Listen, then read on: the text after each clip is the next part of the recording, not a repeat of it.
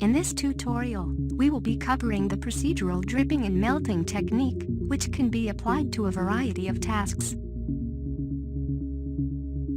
First of all, we have to create the desired geometry and increase its number of segments. Better results will be achieved if the polygons will be evenly distributed. The water droplets can be created by using the simplified version of the sphere primitive. Next, we have to create multiple duplicates of this object by making it a child of the cloner generator. Increase the number of clones and collapse them down to 0 centimeters. Temporarily disable the base object in order to animate the sphere clones. We can randomize their coordinates by utilizing the random effector. Select the cloner generator and place the newly created random effector into its effectors list.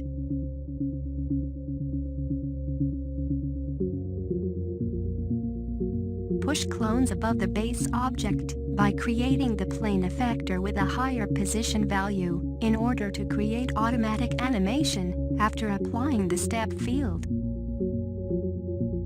Change the number of frames and play the animation. Set the contour mode to curve and increase the spline animation speed up to the desired value. This action determines that the position of the clones will be parametrically animated according to the spline curve.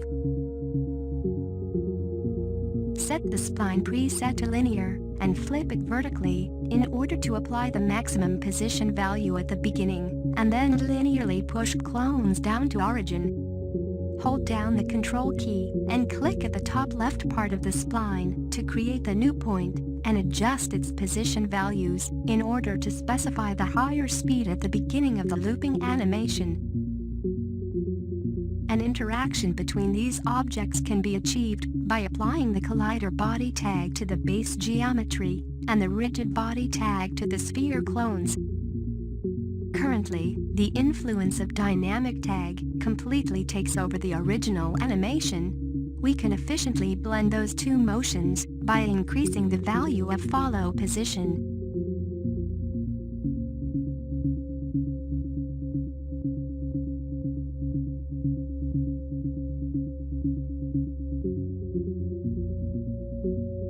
Now the base animation is finished, and we can adjust other parameters of the geometry. Better results will be achieved if the sphere clones will be linearly scaled down to 0 by utilizing yet another plane effector. Disable the position effect and uniformly decrease its scale value down to -1. Apply the linear field and match its coordinates to the base object.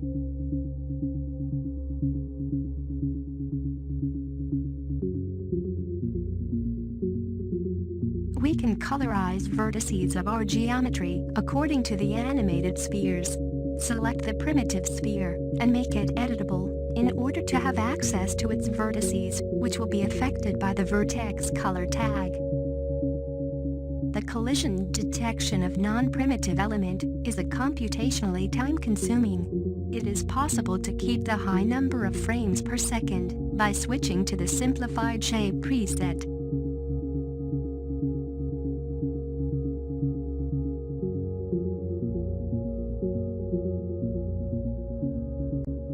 Highlight the newly created tag and activate the Fields option in order to utilize the points of our sphere clones for assigning vertex colors across the desired radius.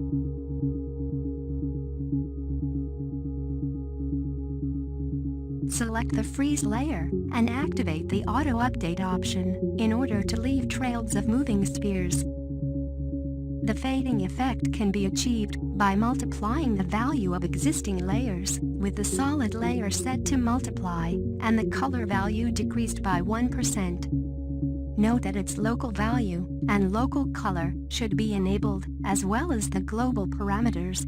This action specifies that the current values will be decreased by 1% with each frame, which also can be blurred by averaging the freeze layer with 50% of influence.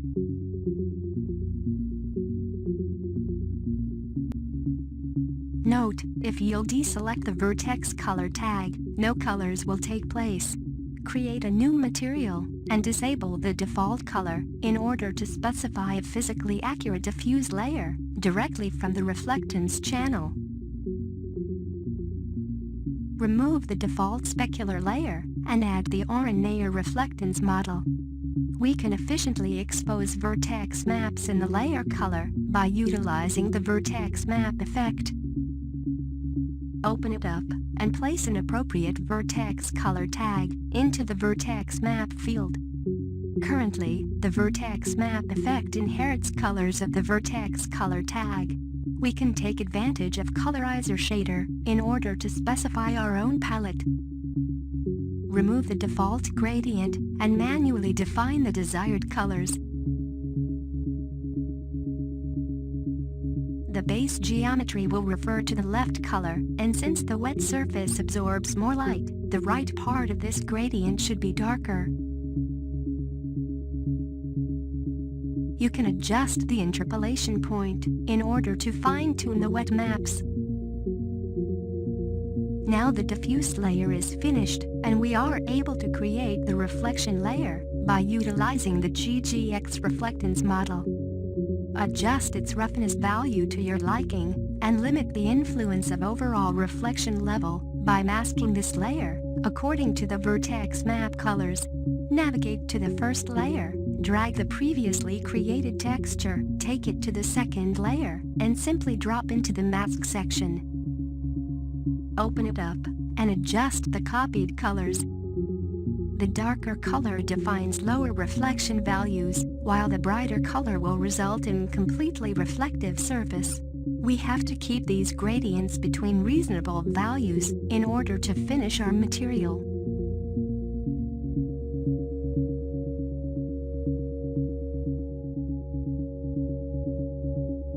Eventually, we have to perform the final adjustments for our base geometry by utilizing the displacer deformer. As you probably already guessed, we will be using the vertex color tag as the source texture of the displacer.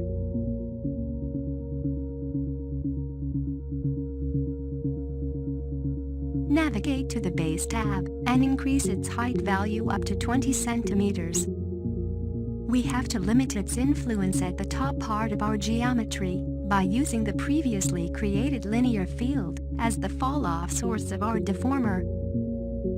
This action determines that the polygons of our base mesh will not be affected at the starting points of Waterdrops, while the lowest part will be completely taken into account, which will result in the more realistic melting effect.